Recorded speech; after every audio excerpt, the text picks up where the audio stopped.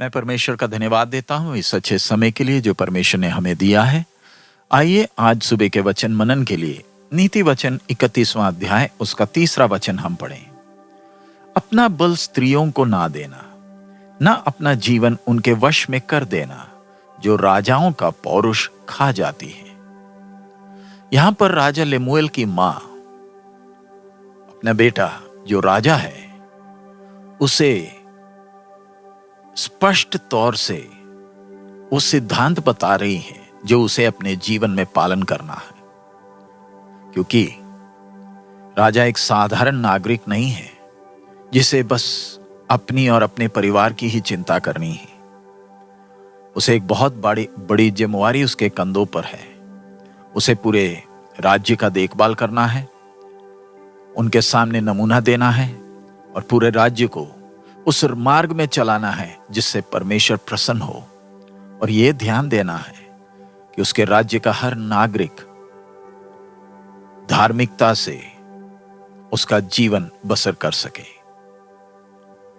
उसके लिए राजा को ज्ञान और बल की जरूरत है।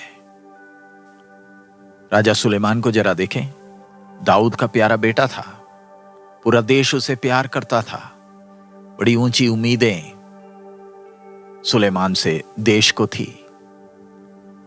उसके पास इतना धन दौलत था कि पूरे देश पर अच्छी तरह सफल राज्य कर सकता था। फिर भी हम देखते हैं वो कैसे परमेश्वर से ज्ञान मांगता है ताकि वो अपने जिम्मेवारी को वफादारी से निभाए।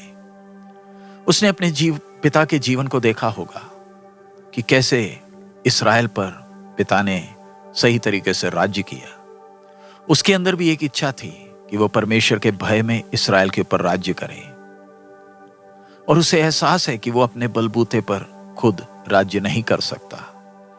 यहां पर राजा लेमुएल की मां जानती है कि बेटे के ऊपर कितनी जिम्मेवारी है राजा के तौर पर, क्योंकि उसके मन्नतों का पुत्र है और वो चाहती है कि वो परमेश्वर के भय में परमेश्वर को प्रसन्नदायक जीवन बिताए। इसलिए परमेश्वर की आत्मा उसके द्वारा यह संदेश दे रही है, अपना बल स्त्रियों को ना देना, ना अपना जीवन उनके वश में कर देना, जो राजाओं का पौरुष खा जाती है। कैसे परमेश्वर की आत्मा लेमुएल राजा को, जो उसका दास है, चौकस कर रही है। उसका दुश्मन या कोई बीमारी उसका बल खा नहीं लेगी, वरन स्त्रियां यानी शरीर की अभिलाषाएं उसके बल को बर्बाद कर देंगी। स्त्रियों की संगति उसके शारीरिकता को, शरीर की अभिलाषाओं को थोड़े समय के लिए आनंद जरूर देगा, लेकिन उसका बल छीन लेगा, जो उसे अपने राज्य को सही रास्ते में चलाने के लिए अति आवश्यक है। शारीरिक बल से बढ़कर उसका आंतरिक बल उसे वो अधिकार और सामर्थ्य देता है ताकि लोगों को सही रास्ते पर चलाए और उन पर राज्य करे। सबसे पहले उसका परमेश्वर के साथ का संबंध ठीक होना है, जो उसके आत्मिक बल और जीवन का स्रोत है। अगर राजा का जीवन परमेश्वर के दृश्य में प्रसन्नदायक हो तो परमेश्वर उसे ज्ञान और बल देगा ताकि लोगों का देखभाल करे। दुश्मन तो प्रयास करेगा कि राजा को परीक्षा में गिराए ताकि वो ऐसे काम करे जिससे उसका जीवन बर्बाद हो। और राजा अगर परीक्षा में गिरे और वो पाप में काम करे, उसका विवेक उसे दोष देगा और वो कभी भी लोगों के सामने न्याय से राज्य नहीं कर पाएगा। और धीरे धीरे उसका ध्यान उसको सौंपी गई जिम्मेवारियों से हटकर लोगों के भलाई करने के स्थान पर वो अपने स्थान का उपयोग करेगा अपने पाप में लालसाओं की पूर्ति के लिए।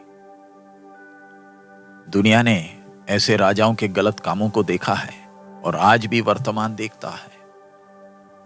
कैसे अधिकार में रहने वाले लोग अपने निजी स्वार्थ के लिए अधिकार का इस्तेमाल करते हैं। इसलिए परमेश्वर की आत्मा चौकस करती है कि वो रास्ता ना ले जो राजा को बर्बाद कर सकता है।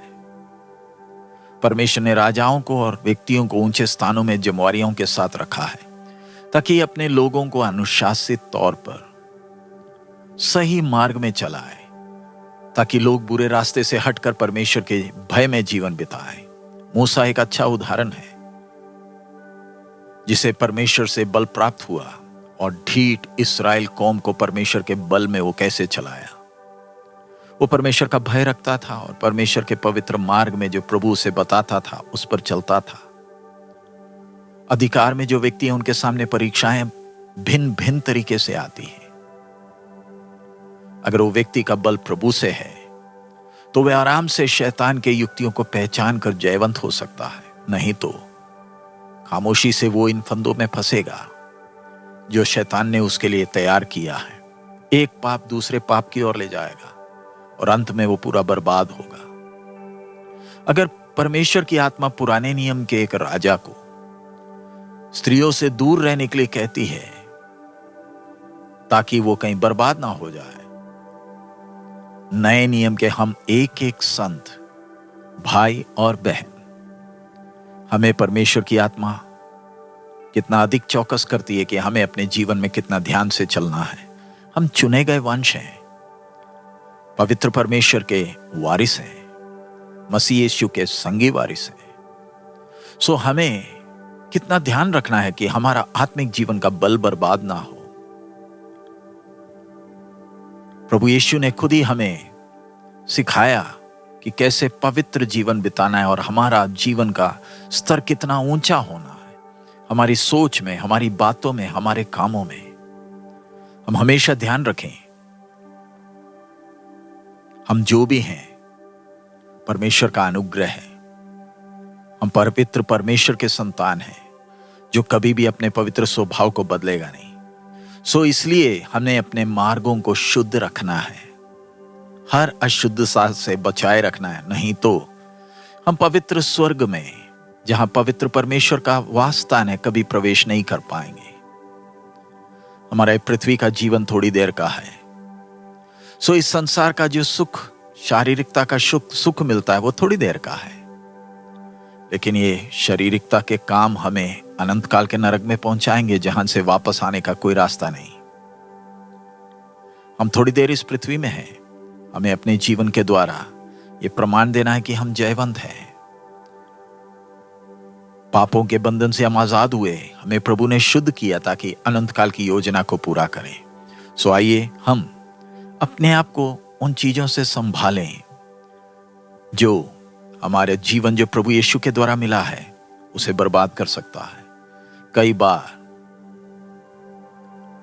जिन चीजों को हम अशुद्ध कहते हैं वो दुनिया के नजर में अच्छे हैं, लेकिन ध्यान रखें परमेश्वर के संतान का मापदंड संसार के मापदंड से बिल्कुल भिन्न है। सो परमेश्वर के संतान होने के नाते आइए हम प्रभु में वास करें और उस दैवीय पवित्र स्वभाव में बढ़ें जो स्वर्गीय परमेश्वर की खूबसूरती को इस दुष्टता भरी दुनिया में दिखाता है। आइए हम प्रार्थना करें। हमारे अनुग्रहकारी दयालु पिता, हम आपका धन्यवाद देते हैं आपके पवित्र वचन के लिए। पिता, आप हम एक एक से बात कर रहे हैं प्रभु। जो चेतावनी आपका वचन हमें देता है उसको गंभीरता से लेते हुए सौंपी हुई जिम्मेवारी को वफादारी से निभाने के लिए हम एक एक को मदद कर, शैतान की युक्तियों को पहचान कर उस पर जयवंत होकर आपकी महिमा के लिए हमारा जीवन बन जाए। हमारा जीवन देखकर दूसरे प्रोत्साहित हो, उत्साहित हो, आपकी ओर आकर्षित हो। सब महिमा आप ही को देते हैं, यीशु मसीह के मधुर नाम से मांगते हैं, आमीन। प्रभु हम सबको बहुत आयत में आशीष दे। हमारा प्रभु अति शीघ्र आ रहा है। मारना।